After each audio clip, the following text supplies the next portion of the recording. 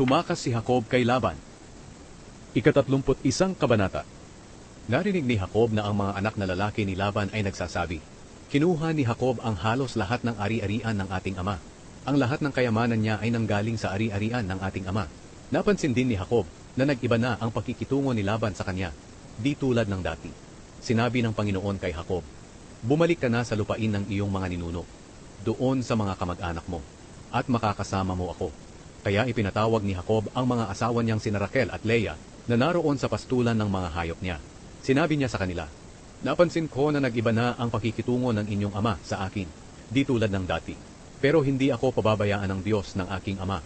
Alam naman ninyo na naglingkod ako sa inyong ama hanggang sa makakaya ko. Pero dinaya pa niya ako. 10 beses niyang binago ang kabayaran ko. Pero hindi ako pinabayaan ng Diyos na api-apihin lang niya.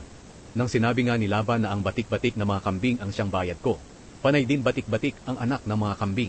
Kinuha ng Diyos ang mga hayop ng inyong ama at ibinigay sa akin." Sinabi pa ni Jacob, "Nang panahon ng pagkakastahan ng mga hayop, na naginip ako, nakita ko na ang mga lalaking kambing na kumakasta sa mga babaeng kambing ay mga batik-batik. Sa panaginip ko, tinawag ako ng anghel ng Diyos. Sinabi niya, 'Jacob.' Sumagot ako sa kanya, 'Narito po ako.' At sinabi niya, 'Masdan mo ang lahat ng lalaking kambing na kumakasta sa mga babaeng kambing ay mga batik-batik. Ginawa ko ito dahil nakita ko ang lahat ng ginagawa sa iyo ni Laban.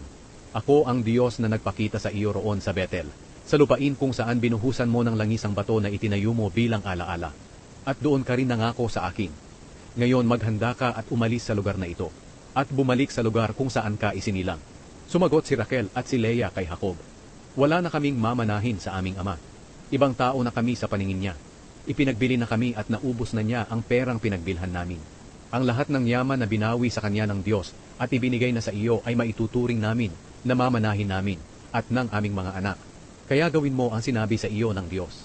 Naghanda agad si Jacob para bumalik sa Kanaan, sa lupain ng ama niyang si Isaac.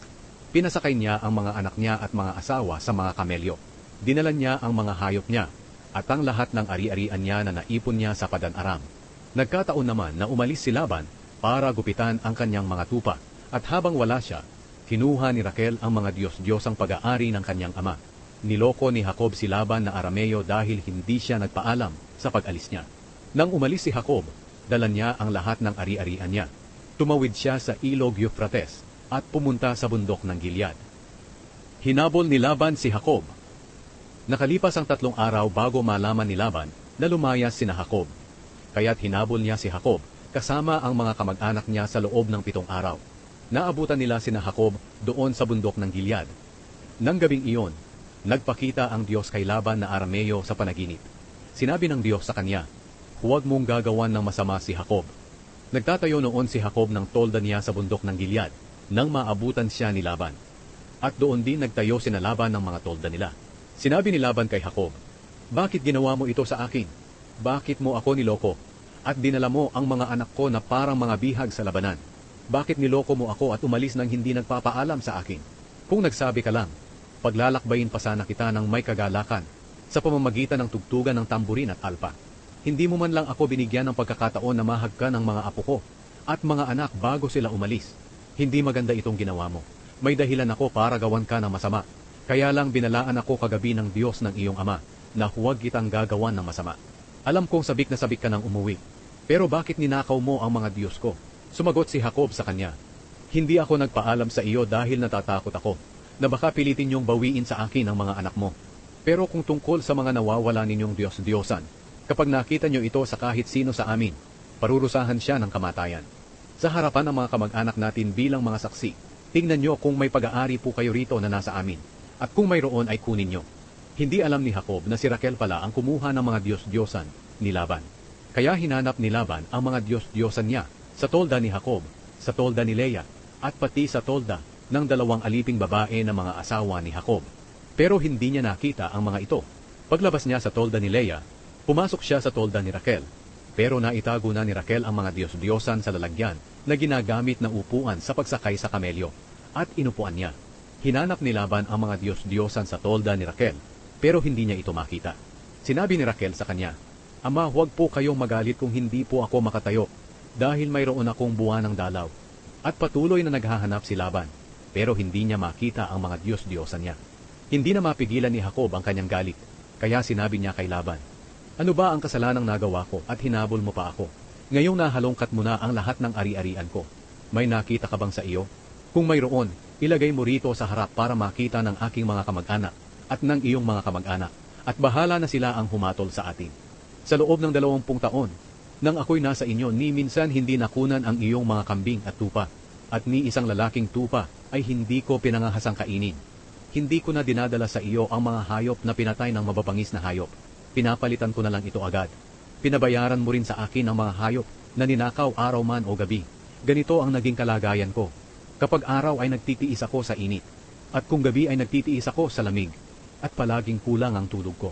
Sa loob ng 20 taon na pagtira ko sa inyo, 14 na taon akong naglingkod sa iyo para sa iyong 2 anak na babae. Naglingkod pa ako ng 6 na taon para bantayan ang iyong mga hayop. Pero ano ang ginawa mo? 10 beses mong binago ang pagbabayad mo sa akin.